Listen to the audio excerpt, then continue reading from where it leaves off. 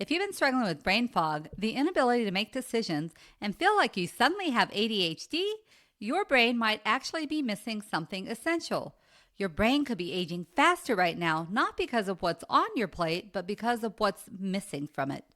Here's something most people don't realize. Nearly 1/3 of your brain is made of a single nutrient.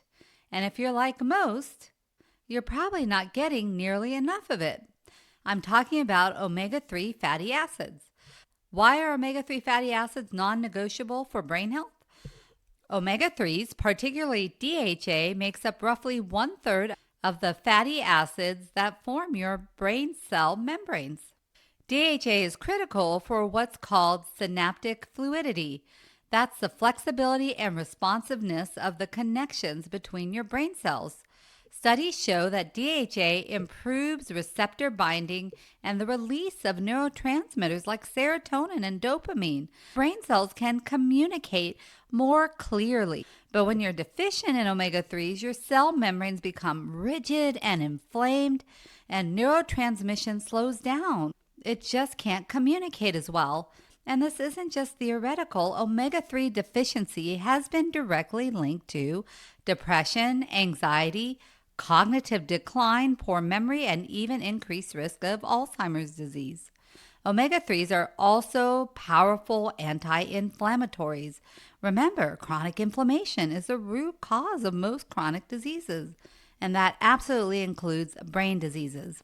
When we're looking at root causes in functional medicine, omega-3 status is one of the first things that I check, especially if somebody has any kind of cardiovascular risk, because EPA, the other omega-3, is important for heart health.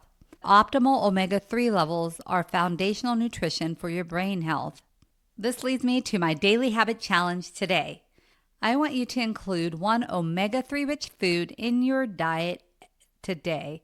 And if you can do it every single day, you will be doing your brain a great favor, and it'll thank you because you are feeding it with the brain food. But where can you get omega-3? So you can get them from fatty fish. That's one of the best sources. If it's doable within your budget, I would get wild-caught salmon because it has a higher omega-3 to omega-6 ratio and also has less mercury than farm-raised salmon. Sardines are also packed in omega-3s, low in mercury, and you want to get it in water, olive oil, or avocado oil. Do not get it in soybean oil. My patients kind of cringe when I mention sardines.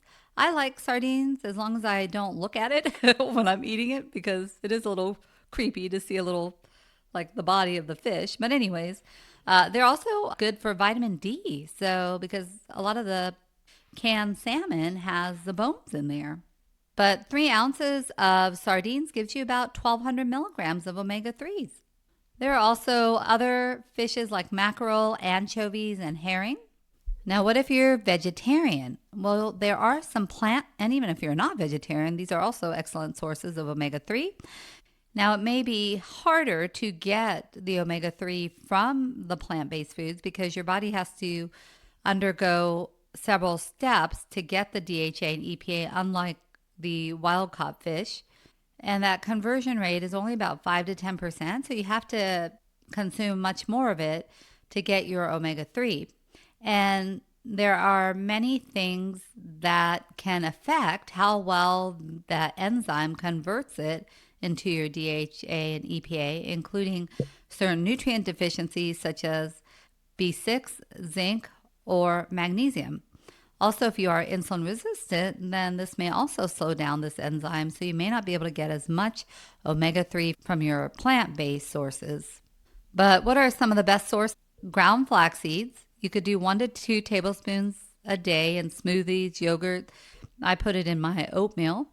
You can also do 1 to 2 tablespoons of chia seeds. Now, if you use chia seeds, they do gel up, so you want to be mindful of that. I usually add about a half to 1 tablespoon if I make like overnight oats. Chia seeds are also high in fiber. And then I also love hemp seeds. They are also a good source of omega-3. You can also get an algae-based DHA supplement. Algae is where fish get their omega-3 in the first place, so it gives you the preformed DHA that your brain may need. Omega-3 is one of the most important biomarkers that I will check on a blood test, especially if somebody has a family history of dementia or have memory issues or cardiovascular issues. So, as I mentioned, DHA is important for brain health, and EPA is your other omega 3 fatty acid that's important for heart health. If it's difficult for you, you don't like fish, or it's difficult for you to eat some of the other omega 3 sources, you can check with your healthcare provider to see if a supplement might be worthwhile.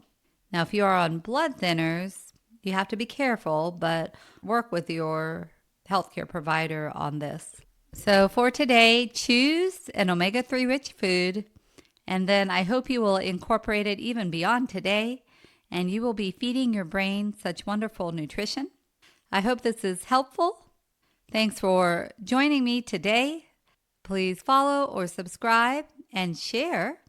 If you are listening on the podcast, I would encourage you to check out my YouTube channel because there are videos on there that aren't on this podcast. Thanks for listening or watching, and have a fantastic day.